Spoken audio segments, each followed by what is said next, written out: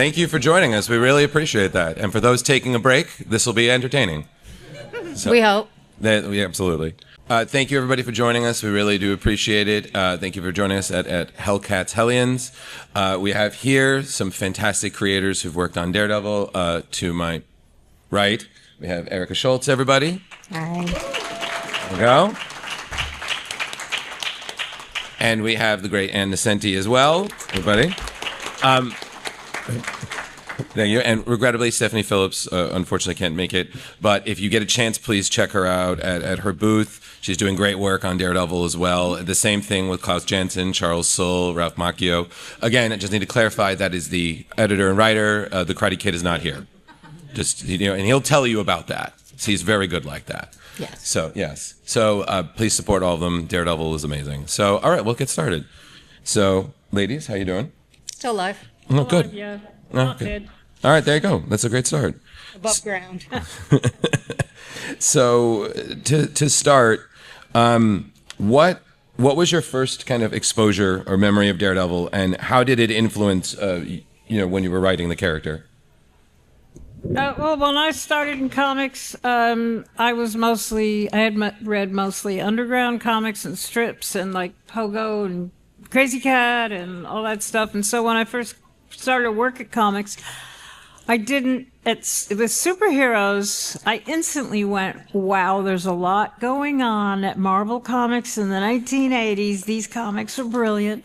Like, I didn't even know there was such genius in the hallways of Marvel, because I'd seen Stan Lee's work and I'd seen, the legendary 60s, 70s, but I never read a comic. Mm-hmm.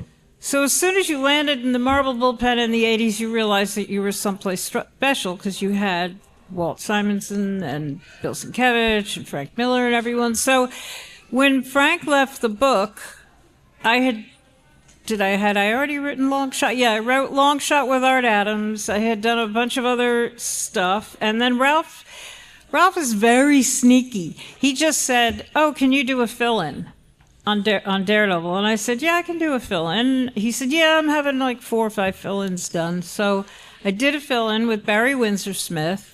And we had a blast. It was a very intense story about PTSD, and the Black Widow is kind of like what it was like to be a female spy in the men's club. It was like all men back then, the CIA, or there were some secret females. But so it turns out that I forget exactly who else did the fill-ins, but then Ralph went, yeah, you got the book. And I said, I didn't even know it was a contest, So then I did a weird villain, Rotgut, and then I did another weird villain, Croc, I think it was. And then Ralph, my genius editor, said, you're ignoring Daredevil. You're just doing weird villain after weird villain. And so then started thinking about that. And John Romita Jr. and I decided that we wanted to create a villain that was perfect for Matt Murdock. And Frank Miller had established, and maybe people before him, I don't know, he had established that Matt had a thing for crazy women with Elektra. And we said, okay, we got that element. We know who he would fall for. And then, I just got it confused. Daredevil had a thing for crazy Elektra. Matt was with Karen. And so we said, why don't we have a woman who we can split in half, and one goes after Daredevil and one goes after Matt.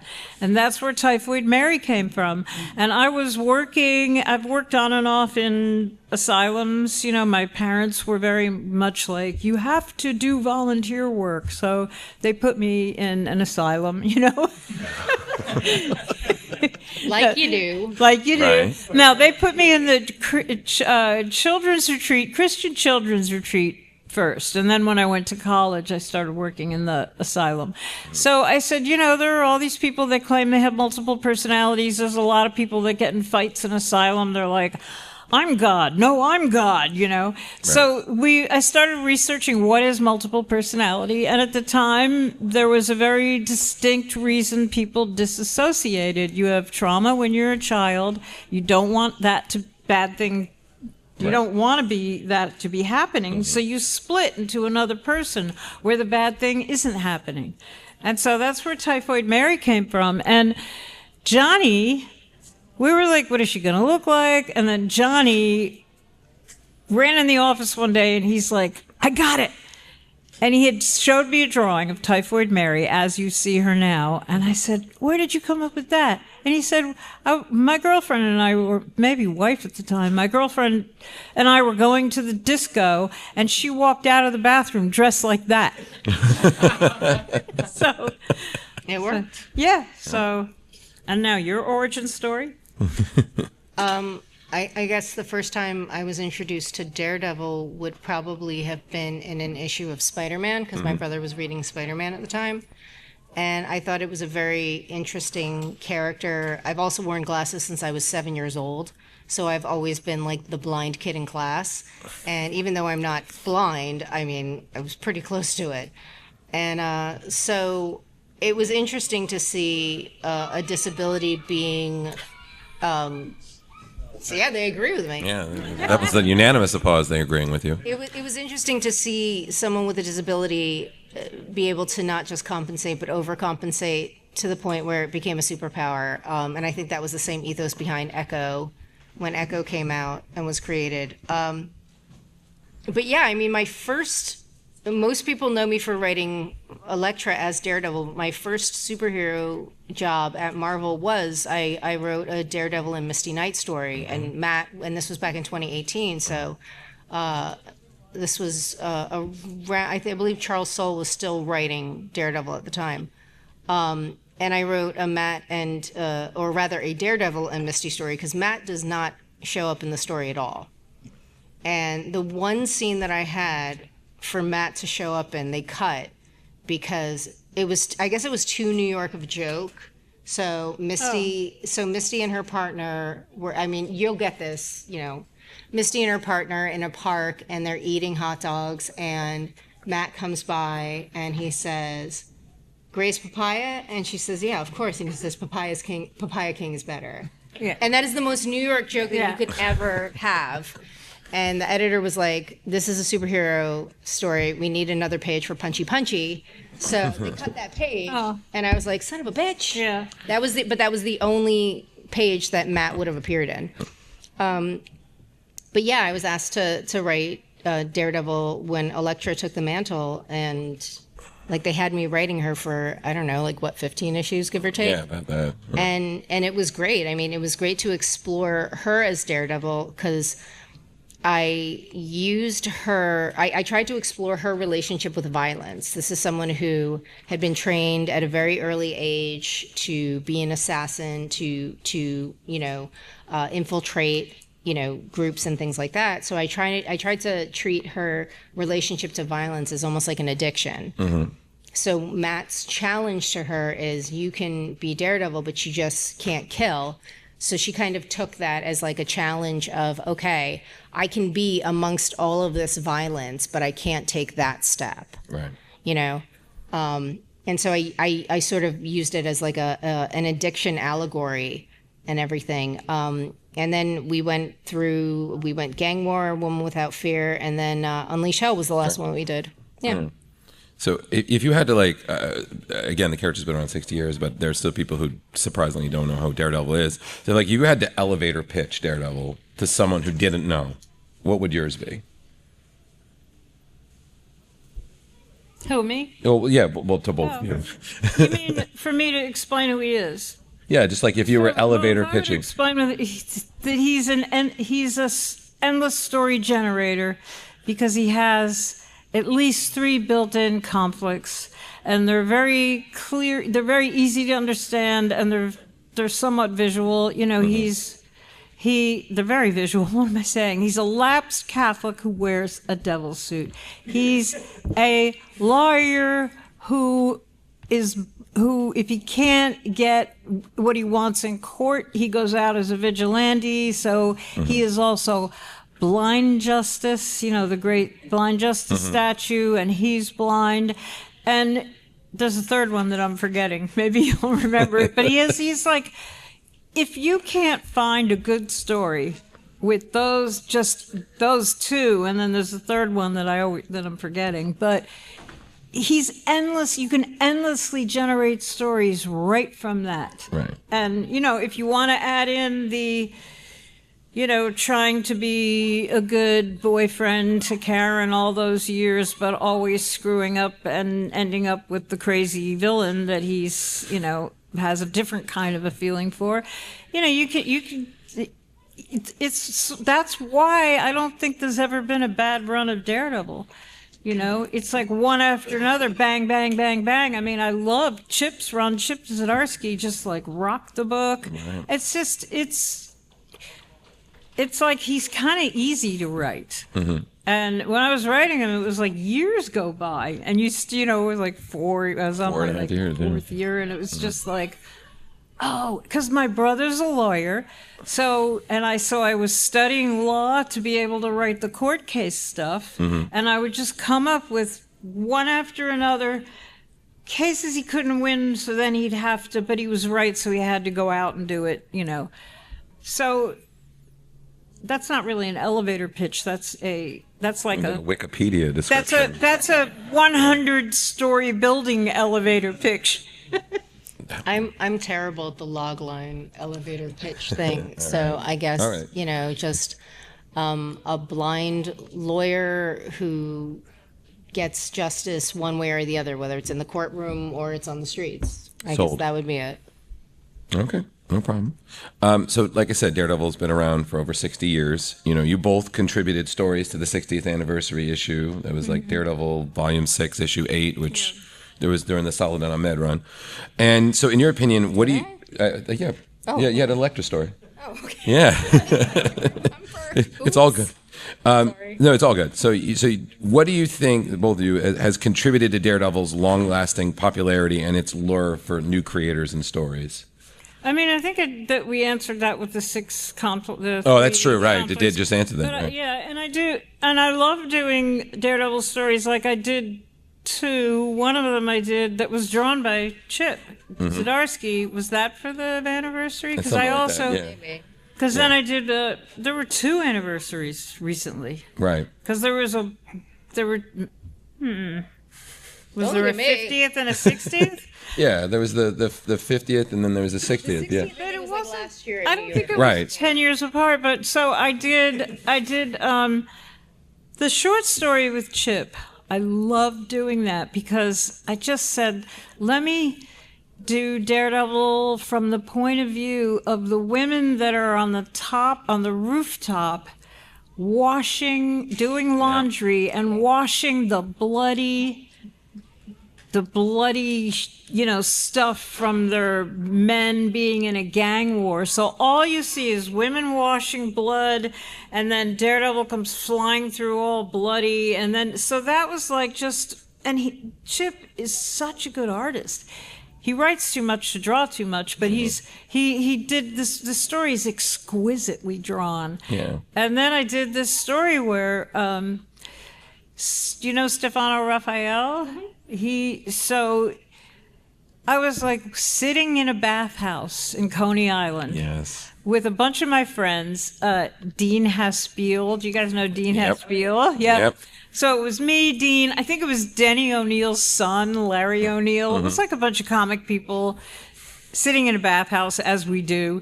And I said, I got a Daredevil story due. And then I just looked around and went, I wonder how Daredevil would do, because it was so filled with steam.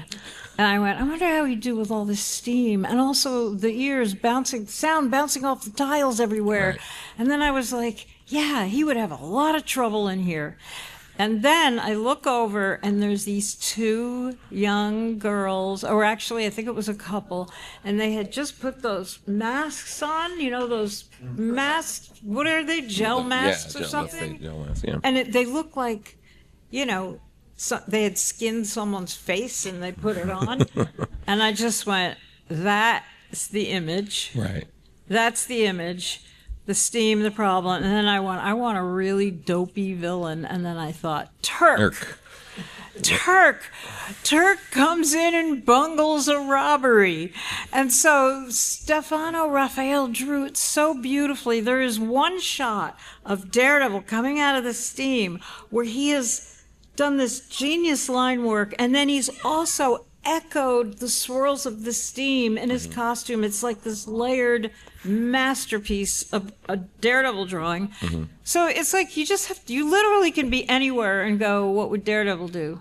And just cycle in his handicaps, his sense of justice, his split, two worlds, and it's easy peasy. Okay. His sense of guilt. His sense of guilt, his lapsed Catholic stuff, his mother, his the way he treats women, the way they treat him. I just love that Typhoid Mary is like the original like manic pixie dream girl. Yeah. For him. I mean, yeah, she's innocent, she's sex pot, she's murderous, and then she's got a feminist thing where she, Bloody Mary kills men who hurt women. And somebody somewhere, this is one of the things about throwing your toys back in the playpen. Somebody came along and decided to change her origin story to like she was kicked out of a brothel or something, and that's how and I was just like, you don't get dissociative disorder you get it from childhood. And I was just like, and a brothel is so, but there's nothing you can do about that. You never worked at Bellevue or the VA in the 70s and 80s, did you? I worked at a Wasaic, which was in the 70s.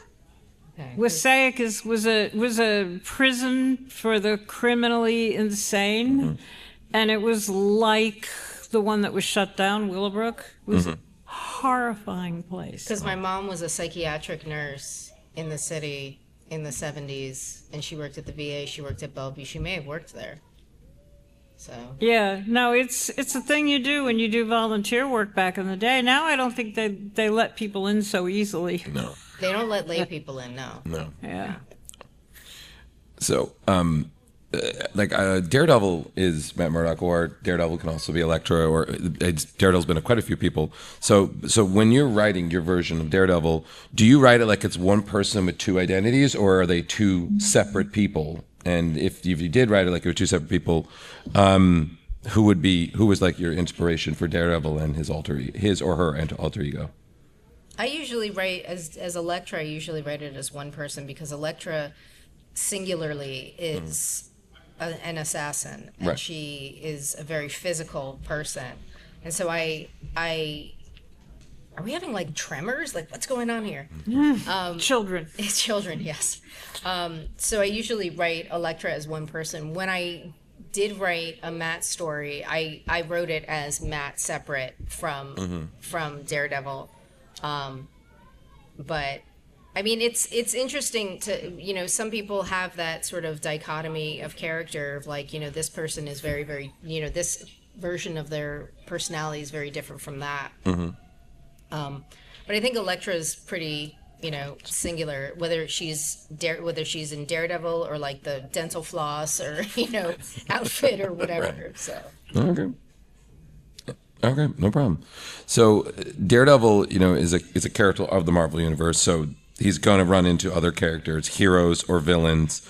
When you were writing your Daredevil, did you have specific characters that you wanted to bring in, or was that something like an editor saying, "Oh, you have to have Punisher, you have to have Spider-Man, or whatnot"? So and when you were thinking like, "Oh, I'm gonna have my story's gonna have we're gonna have the Punisher," like, did you talk to anybody and be like, "Oh, that kind of like that your character kind of was in line with whatever was going on at the time for that character"? Well, I know that I did whatever I wanted. Okay. There you go.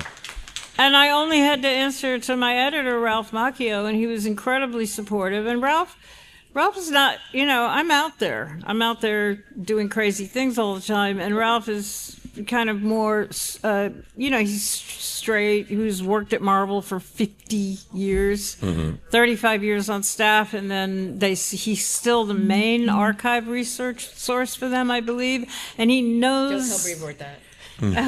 And he knows, well, because Marvel famously threw their archive in the dumpster. And Mark Grunhold had an amazing archive, and I don't think it still exists. And Ralph had the next, entire history of Marvel. So he's a great resource, but he also knows the character so well. So you trust your editor.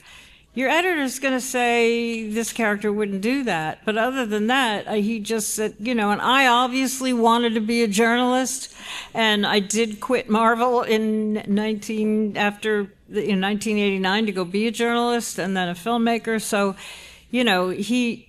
I put, Denny O'Neil said to me, you want to be a journalist, you can be a journalist in comics. Find the story you wish you were, investigating, like animal rights, factory farming, like whatever I wanted to be. And he says, just do a superhero story. So between Denny and Mark, I had two really strong mentors. So, and then John Romita Jr., he brought this like amazing, I don't know, it was just epically cool, just elegant and powerful at the same time. So once you see what your artist wants to draw, you basically just start talking to them. And so Johnny and I, we did A Beer with the Devil together. He came in one day and he said, I wrote a play when I was in college called A Beer with God. And I said, wow. I said, what about A Beer with the Devil? And he said, let's do it. And so, I spent the night, Christmas Eve, in Billy's Topless, a strip club, and just listened to what was going on. Who spends the night in a topless bar in New York? Me and all the people that ended up in that story. And then Johnny would come in and he'd say, I saw a guy, he was standing on a card, he was wearing these leopard, and I know his name is Ammo. And I went, and he hands me the sketch, and I'm like, in. So, and then wonderfully, when the Marvel Universe went to hell, and everybody's, there was, I forget who started it, the X-Men office, of which maybe I was still the editor. Yeah. So we decided to take New York to hell, walked up and down the aisles of Marvel and just went into each office and said, do you want to play? You want your characters to go to hell? And the editor would say, let me ask my writers. And then each writer got back, no, I'm in the middle of a 10-part epic, or yeah, I'll play. Right. And so me and Johnny said, well, if we're going to hell, we'll ride to hell on a New York City subway and meet Mephisto. Of course. What else would you do? So then Johnny came in and he's like, the way Marvel draws Mephisto, he's just in this red spandex suit, which works for Daredevil. But he said, because Johnny's Catholic, he said, I think evil would be more like the tendrils would extend, and it would be like the king of lies, like Beelzebub, right, where he's constantly lying and his tendrils are touching everyone. And so then he drew that Mephisto, and it was so cool. Then Johnny and I are, of course, like having a beer somewhere, and we're like, what if Mephisto had a son? The fallen angel, like the archangel, the fallen angel, and he would have that black tendril thing, but he would be like, I'm not like my daddy. I'm not going to be evil. And so that was that storyline. Now, I think Blackheart went on by the time he was in the movies or wherever he was, they play him as evil, right, but he wasn't originally supposed to be evil. He was sort of like trying to break away from his father, but that's a good storyline to have him That's never... nature versus nurture. Yeah, and right, and to have him not be able to break away from his father, because he was born in hell. Right. So, so it's really fun. It's just a lot of riffing on epics and, I mean, look at all the controversy over Odysseus now. Was it, what's it? Yeah, Odyssey. The Odyssey, Yeah. I mean, not Odysseus, the Odyssey. Mm-hmm. Because it's like some people say, oh, where are the women characters? It's an anti-feminist. Where is this? Where's that? Why is this one not in? And, it's just like all interpretations of the great myths are okay. Try it, and your stories. Are you guys writers, artists? Yeah, so... creatives in the room. I mean, there's only 7 stories in the world anyway. Right. So they say. Yeah. 7. There's only 7 stories. I have a feeling comics have invented a few more. 8. Some will argue 9. Oh, boy. Some people argue 3. Man versus Yeah. man versus nature, man versus... Yeah, so it's like there's those 3. Okay.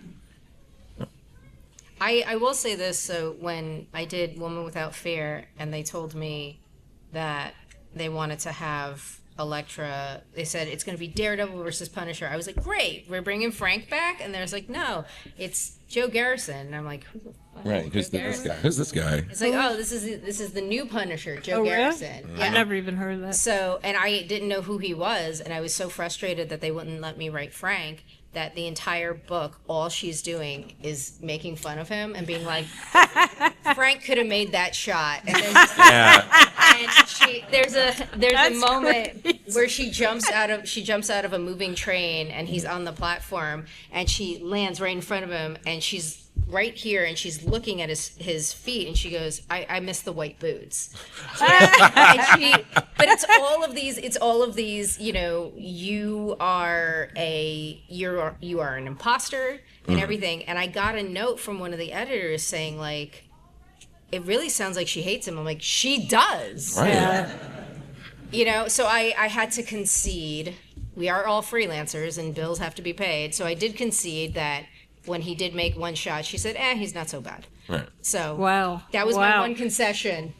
Wow, that's a great story, and that's a great idea. That's brilliant. That's why these comics are fun. I mean, listen, joke's on them, because now Frank is back and Joe Garrison, like, who? That guy? I didn't even know that there was a new Punisher. No, I did. It was very subtle. I still don't know, but I did have one. There was one rule that nobody told me to do it, but I did it instinctively, which was the death of Elektra was so brutal and so profound that I didn't want to bring her back, because back then death was kind of death. You had the death of eventually. I forget which came first. The death of Gwen Stacy, the death of Phoenix, so there's no way in that era, the 80s, that I would bring back Elektra. Mm-hmm. And at some point after I'd been writing Daredevil for years, some, people started saying, you could bring back Elektra. And I was like, no. I was like, I'm not going to do it. I have Typhoid Mary. That's part of why I created her, was so that I didn't have to resurrect, but I could still honor the core of Daredevil. Right. Yeah. And I don't even remember who resurrected her, but I think finally enough time had gone by. So that was a self-imposed rule. Okay. Well, no one ever stays dead in comics. Yeah, now it's like everybody's resurrected the next day, but back then, in the X-Men, when, I mean, I know a lot of people love the Krakoa era, but the thing that got me was that, well, if every single mutant who's ever died ever has the ability to be resurrected, what does that mean? It means death isn't death. And honestly, we all know that death is death. Yeah. So it's a huge... Yeah. It's okay. It worked for the Winchesters, so they kept coming back, so that's fine, and right? You're also locking yourself into, there's no tension in stories if you don't really care. Well, if they die, they'll bring them back. Yeah. Right. There you go. I know it's a controversial take, but I mean, it's one hack's opinion. Right. No. So, just for you two, if you could be Daredevil, or let's say Daredevil for a day, what's something you'd love to experience or do? I've got such bad knees, I would not want to be Daredevil. Okay. Yeah. All right. I mean, when I was young, I could have fit into his costume. Now I don't know. I think it's hard. I would not want to eavesdrop on people. That's fair. I think that eavesdropping is just like I do it, like I did it in Billy's Topless to write that story. Right. But I didn't. I listened to that was to get the ambiance, but I didn't name names. Right. So I think that it's hell to be him. I agree with Erica. It would be kind of hell to be with him, be him. Right. But like, I also have a baby disability like that. I can only hear out of one ear. So it was really easy for me to relate to a disability because I can hear great this side, but I can feel footsteps coming this way before I can hear them.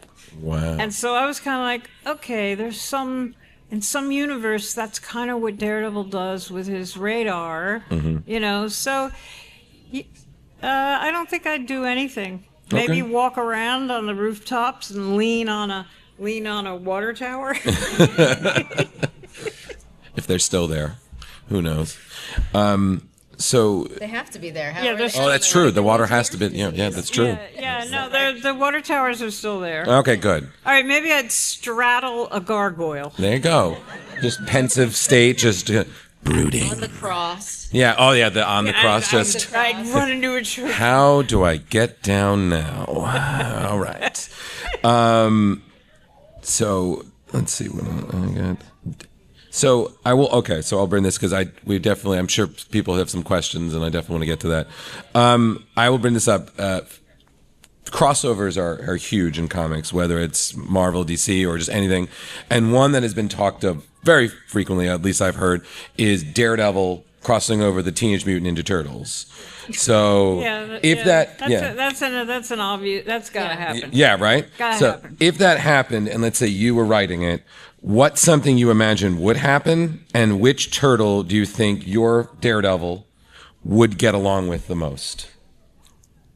I love the Turtles, but I can't tell them. I haven't read them in so long. I think I read them when they first came out. Right. Leonardo has the katana. Yeah, but that's not really going to help me. Fair enough. I can sing the song from like back in the day. All right, this is a question for you. Oh boy. Shit. No, the one he just asked. Oh, okay, that's fine. That's fine. I mean, when we were all going to early cons, which were really quite empty and no movies and no celebrities and nothing, there were always the turtle guys in the corner drawing their turtles. Right. And they were really sweet and they were really nice. And everybody was like, okay, keep drawing your turtles. But then when they added... Joke's on you! Yeah. Right. Well, no, they were just turtles. Then when they did the mutant teenage ninja, where they took from the X-Men and from Daredevil. So it would have to be a triple crossover because of the mutants. Because you got to bring the mutants, the ninjas, and turtles. I mean, I will say I don't know how it end. I don't know what would happen, but I know how it would end. Everyone would just get pizza. Yeah. Everyone would just get pizza, and there would be an argument about toppings, styles, and I just imagine, I don't know. I will say that Elektra would probably tell Raphael that he's holding the sai incorrectly. 100%. However, considering he only has 3 fingers, that's the only way that he can technically hold. Well, no, that's not true because. Normal grip, he would be able to do that. It would be It would be special grip. Okay. So yeah. I'm just waiting for them all to realize they were all created in the same accident. Wait, Matt is leaving. Bye. But thank you. Sorry we bored you. Sorry, Matt. All right. We heard his feelings. Everybody, I will say this. But we're Bullseye's still here. Yeah. If anyone has any office supplies, remove it from that man. I've seen what he can do with a paperclip. Yeah, so I've seen the paperclip trip. Oh, no. Oh, we got another Matt. Thank you, Matt. Bye. Bye, Matt. No, he's saying hi. Oh, he's here. Are you good? I think you got some business with this I'm guy. giving you a thumbs up. I know you can't see it. Respectfully. So we're going to open this up to questions. So if you want, the mic's right there.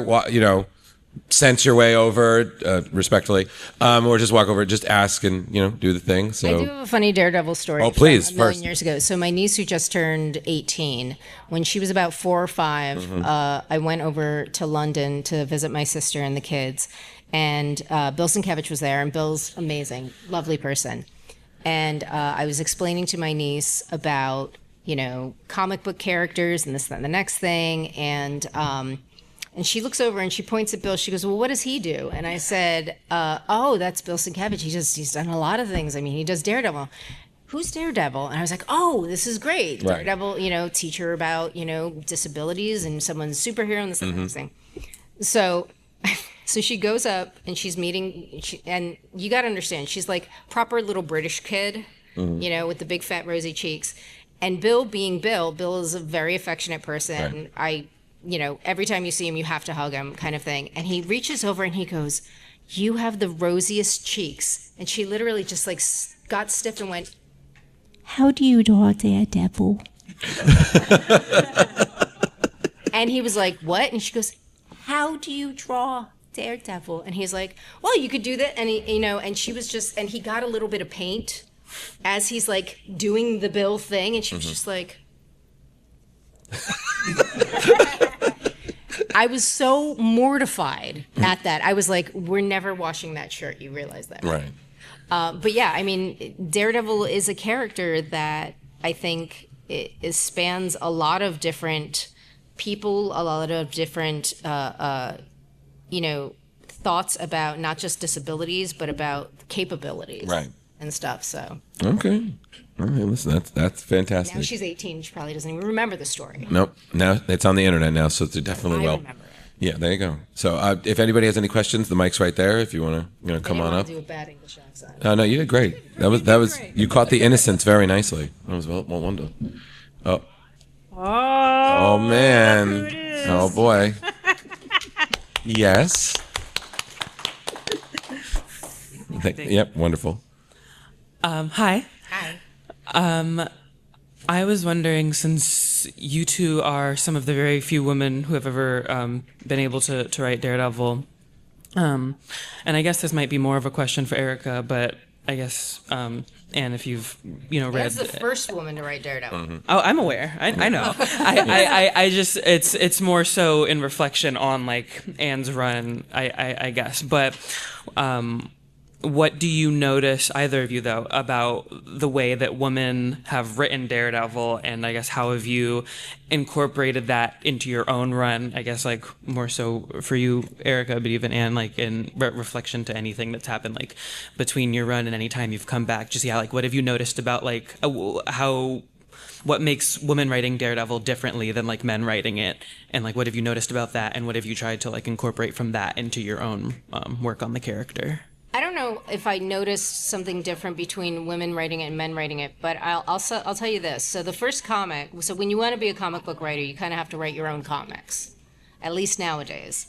And I was working in an art studio called Continuity Studios from 2008 to like 2016. And there was another artist who was in there and named Vicente Alcazar. And he had worked on Moon Knight and Conan and Jonah Hex and done a whole bunch of work in the 70s and 80s for DC and Marvel. And he had never worked with a woman writer before, ever. He had only been partnered up with male writers. And so I had written, our first comic was a comic called M3. It was like an espionage thriller. And I gave him the issues.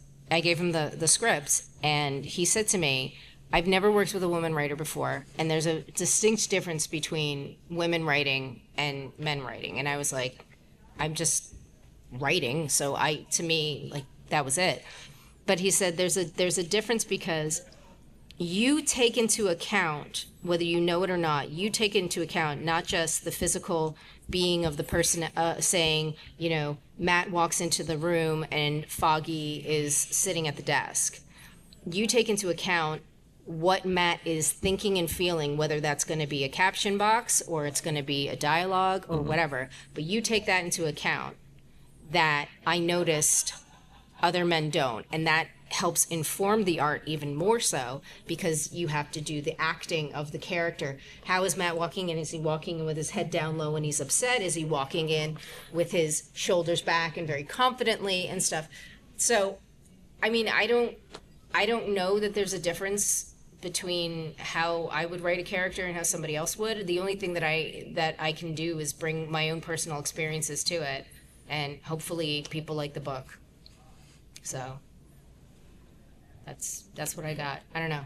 I mean, the only thing I can think, well, I mean, I definitely, because I started when it really was more of a boys club, and it was, you know, Louise Simonson and Joe Duffy, but there was Marie Seven. You know, there was a handful of us, and I think that when I took over, because Longshot is pretty feminine. Longshot is pretty innocent. He'd never hurt anyone. And I think his sort of, people loved him for that, but he didn't have like a long shelf life as a male superhero, because he didn't have a big gun and he wasn't tough. And, you know, so I think that Arthur Adams and I, we definitely, and Arthur is just like the nicest, kindest guy. And I think that we were just really young and kind of like just playing like it was, we had a garage band and we were fooling around. And so I think there's a certain feminine aspect to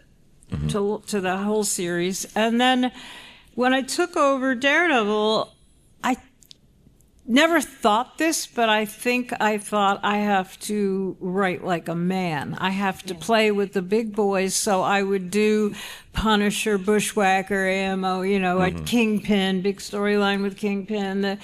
But then I remember at some point I wanted to do a PTSD story, because even though I don't think they were, you know, in World War II, they would say you were shell-shocked. It took many, it's not until like maybe Vietnam War or beyond that people started realizing there was this PTSD thing. But I thought, if you're going out every day and you're getting the, you know, crap beat out of you day in and day out, and I said, you know, all superheroes would have PTSD. Yeah, of course. But it was sort of like, I don't know if I want to make that statement just about Daredevil when there's like all these other superheroes going through the same thing and they're not whining. So I said, what if it was Karen? So that when Matt came home with bloody fists and went to touch her, to kiss her, she would be like, you're covered in blood. Right. Dude, you know? And so I did a kind of PTSD story from the perspective of the female that had to endure it. And so I think that might have been a female perspective, but I could easily see a man writing that story today, maybe not back then. She'd have huge breasts, though. Yeah. Just image proportions, absolutely. All right. Thank you so much. Thank you. Yeah, that was good. Hi, on the notion of doing whatever you wanted or making concessions for the publisher, I see your work with Romita Jr. as this sort of like abstract art piece, like the way you guys like committed to experimenting with form and content, the way you almost completely shirked convention. It's this sort of like, not to put words in your mouth, personal work. Like it's very Trey, purposefully. Do you think the Marvel of today would like take a long form established character like Daredevil and allow a creative team to have that sort of comic, or would they have to keep making I mean, I think the big difference, like with the Frank joke or whatever? The big difference is the movies. Yeah. Because the 80s were free for all. You know, me and Chris took a perfectly competent team of Sal Buscema and I think it was Bob McLeod off of New Mutants, because we knew Bill Sienkiewicz would just rock it, you know, and we knew that there was this cute thing going on in the New Mutants, and they were the baby New Mutant, New X-Men, but it was like so cutesy. It was good, but it was, I think it was Bill no, was it Chris writing it? Yeah, Chris writing it. But we were like, for them to be cool, we got to really make them rock stars. So once you have Bill Sienkiewicz, you can do what we did with Ileana, and they all became like, and you can say to Bill Sienkiewicz, Chris can do Demon Bear Right. and Legion, and he'll pull it off. So there was something happening in comics in the 80s where they were getting away from the classic Stanley, Kirby, Ditko stuff and exploding a little bit. Frank was, for sure. Bill was. Walt's Thor. Beta Ray Bill turning Thor into a frog. There was like all this crazy stuff going on. And there were a lot of independent comics like American Flag. And there were so many. And then Mouse. Because when Mouse came out, there was finally an article in the New York Times that said, "Are comics art?" It was legitimate. They were legitimate. Are they a literary form? And we were all like, duh, yes, they've always been a literary form. It is a unique combination of words and pictures that moves differently from film. It's storytelling. It is its own unique. And you only had to look back at Crazy Cat and Pogo and all the originals and Little Nemo and name a billion things, but there was Terry and the Pirates. Yeah, like the beautiful drawings, but there was no movies yet. And so the IP was quite that didn't have value, and comics were still printed on this paper that yellowed, and that you'd roll them up and put them in your back pocket, and they were just starting to be sort of appreciated and collected. So yeah, we could do anything we wanted. I mean, I never had an editor say, "You can't do that." I don't think I ever had it. Like, everybody was like, "Yeah, go for it. Yeah, go for it." I think that you also had to sometimes prove it was a good story, and it was a story that was in that Daredevil's character or whoever's character you were writing. But as soon as the movies and the IP became so valuable, you've started hearing phrases like, "That's off model." Mm-hmm. Yeah. That isn't canon. That isn't, and everybody's thinking about trying, and honestly, It's corporatized. this is what, it's not just corporatizing, it's actually people who really care trying. There were people that really cared, that wanted to keep these characters consistent through the TV shows, the movies, the toys. They could have done a Vertigo style line, like do a bunch of toys that were whack Right. characters to satisfy people who wanted to experiment, because the next thing is going to come out of experimentation. So they could have done it that way. But, so it's all understandable. It's all like everybody's doing something that's kind of understandable. But recently I did a Spider-Woman story, and I had a line, because the villain she's fighting, no one knows what his face looks like. He's never taken his mask off. And she made a joke while they're fighting. She's like, "Oh, are you like Dr. Doom, big ego, tiny scar, or tiny scar, big ego?"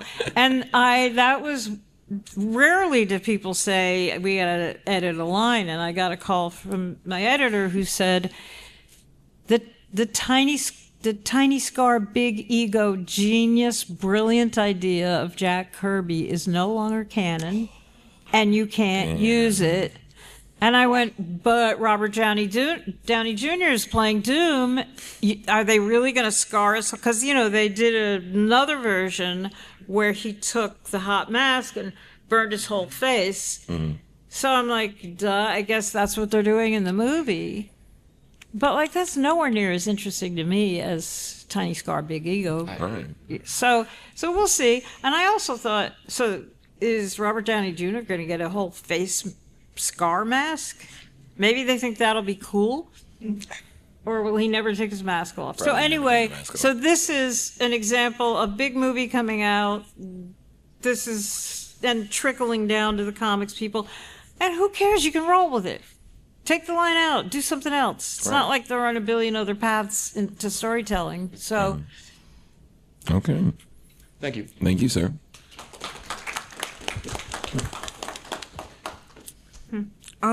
So I was like, sorry. You're good. Something that I think is really interesting is like how like legacy characters work, and like I think that you can like tell different stories with that, but like and I was thinking about your like comment about the Punisher changing. How do you think that like a legacy character can work with like Elektra as Daredevil or Laura Kinney as Wolverine versus ones that don't stick like Punisher? Honestly, I think a lot of it comes down to if it's written in a way that is able to really sink in with a lot of people. I mean, I'll be honest, Laura Kinney has gone back and forth between being Wolverine and X-23 and back and forth and back and forth. And, you know, one of the things that I found kind of frustrating was that after Giada Belviso and I had done our run in Laura Kinney Wolverine, the next book that came out was Generation X-23. And it kind of got me because I was like, well, we just spent the past year fighting people on the internet saying, no, she's Wolverine. And then you do this. But, you know, whatever, it's not, you know, I rent these toys, you know, to play with. In terms of legacy characters, I mean, I think that if a story is written and a character is written in a way that resonates with people and that makes people say, oh, crap, I really like that, then I think that's what's going to keep a character around. I'm not saying that any characters are good characters or bad characters, but I will say that, you know, at this moment, the character of the Punisher is kind of a strange character considering, you know, what's going on in the world. And, you know, so sometimes people are a little wary of saying they like Punisher, whether it's Frank or Joe Garrison or whatever, you know. So I think it has a lot to do with, I guess, I don't want to say like the, you know, the sort of like social milieu or whatever, but I think it has a lot to do with how the character's written and when the books are come out. Because I'm sure that you'd agree, there are certain books that if they were written 10 years earlier or 10 years after wouldn't have hit the way they hit, you know? So I think a lot of it comes down to also like timing and such. So. Thank you. Thank you.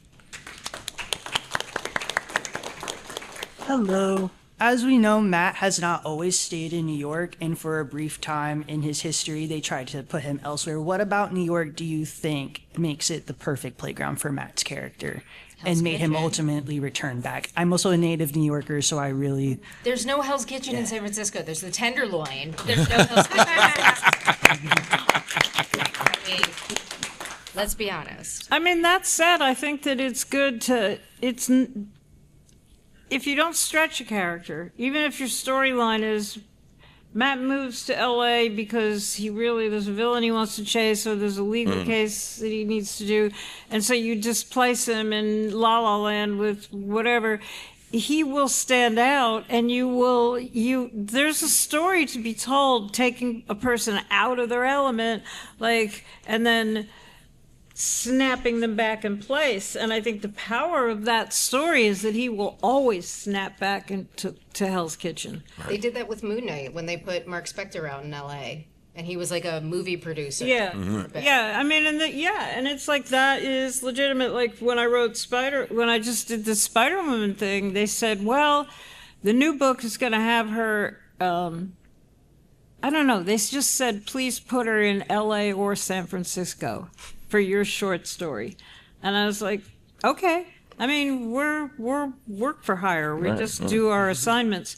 And, you know, my favorite book that I've ever written, and the one that's closest to my heart, is The Seeds, which has no superheroes. And I think it's the best thing I ever wrote. That's when you're not writing IP, you can really write exactly what you want to write and be yourself.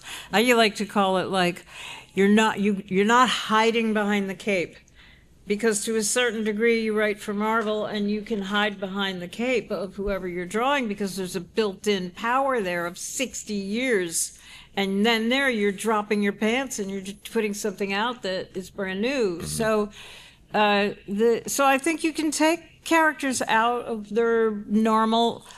Like if you suddenly flung me in Australia, in the outback, what would I do? Like Chris did with the X-Men, you know? You know, who would you be? Who were the X-Men in the outback? Like, they came home, is what they did. I will say this, when you go and you visit people in, you know, at conventions, and you have people who've written certain IP for years and years and years, I know that that is what drew you. You know, people are going to Annie because of Daredevil or because of Punisher or because of Longshot or whatever. But when you go to these people and you see and you want to pick up something, don't discount any of the indie books. And I'll tell you why, because it's the Marvel and the DC work that allows us to be able to, you know, that's what's paying the bills for the most part. I mean, let's be honest. But like that's what's helping to pay the bills. So then you are allowed to write the seeds. Yeah. You know, I have a horror story called 12 Devils Dancing. You know, you're allowed to write those other things. So whereas some people will come into the table and just be like, oh, what's this? Oh no, I'm only here for Spawn, or I'm only here for, you know, whatever. No. It's like, yeah, but I don't get to write Gunslinger Spawn or do 25 issues of Rat City, which is basically Cyber Spawn. I don't get to do that. I don't get to write Rogue if I'm not writing The Deadliest Bouquet, or if I'm not writing, you know, Forgotten Home or things like that. So just try and think that when you go there, and it's the other thing is that like you get to do a completely, like The Seeds is fucking phenomenal. Sorry, I didn't mean to curse, but whatever. Thank fine. You can say whatever the fuck you want. It's a phenomenal story. If you haven't picked it up, pick up The Seeds. But you know, you know Annie's work from this, you know my work from that. Well, why don't you see another side of it? Because it'll enrich you as a reader, and it also shows us that, hey, there is a market for this. Because otherwise then we're just like, oh, well, I can only write X-Men, or I can only write this. No, we write tons of shit all the time. So definitely pick up The Seeds, honestly, because it's freaking amazing. Agreed. I love Oh, it. And thank you. Phenomenal. Aja, Absolutely. if you loved David Aja's work on Hawkeye, pick up The Seeds. Agreed. She's very sweet. No, but Yeah. I'm not even joking. I had a meeting with Karen. We were sitting in a Starbucks in Montclair having a meeting, and we were discussing that book. Oh. There you go. I'm not. I swear to God, ask Karen. But so yeah, and also this also relates to if you're a writer and you're writing your own stuff. Like you do need to study something other than superheroes, Yeah. because you're probably going to be starting out with your own IP. You know, you're going to be doing a Kickstarter, and you're going to be crowdsourcing, and you're going to be getting your story out, and then you're going to be going from comic book to comic book shop and say, would you put one of these on your rack? And you know, you're going to have to do the thing. The hustle. The hustle. Do the hustle. Do the hustle. Do, do, do, do, do, do, do, So we have to get back to our table. Yeah, so no, you're all good. So everybody, I just want to say thank you so much for showing the panel. Please, if you get a chance, see these people, tell them how great their work is, buy them, support them. Absolutely. And I also want to say there's a lot of fantastic cosplay in here. Bullseye, you have to go out the other door. But everybody, you all look great. So please keep doing what you're doing. Be creative, have fun. And as always. And I also have to say, we are absolutely nothing without all of you. Yes. Yes. Nothing at all. So thank Very much, everybody. Have a good rest of the Terrificon.